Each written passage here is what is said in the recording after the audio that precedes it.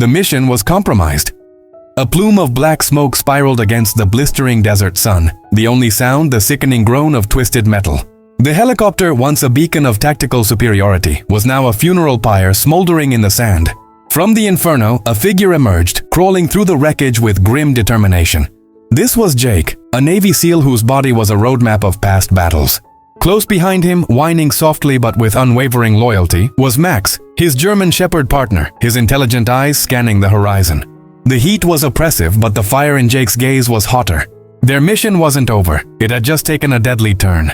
The DEA agent they were sent to support was still out there, in the clutches of the very cartel they were meant to dismantle.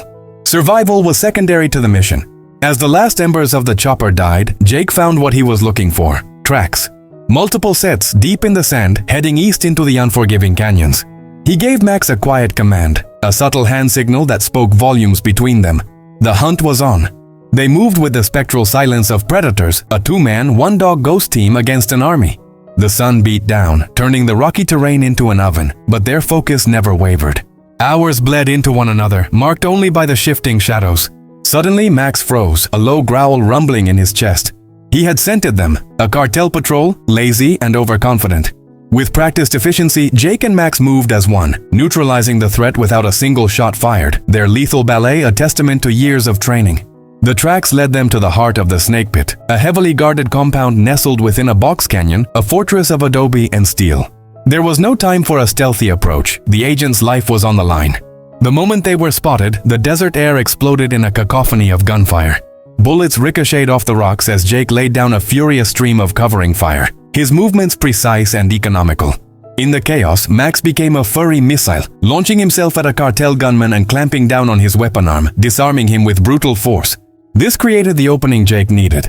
He breached the main building, the door splintering under the force of his boot, his rifle sweeping the room, ready to deliver justice. Inside, he found him, the DEA agent, beaten but alive, tied to a chair. After a swift cut of the ropes, the fight was far from over. They had to get out. The trio fought their way back through the hornet's nest, a desperate, adrenaline-fueled retreat into the vast emptiness of the desert. They didn't stop until the sounds of pursuit faded into the distance.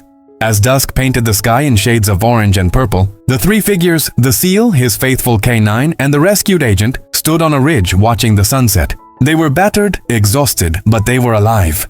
And somewhere, out in the growing darkness, the sound of an approaching helicopter promised an end to their ordeal. Mission accomplished.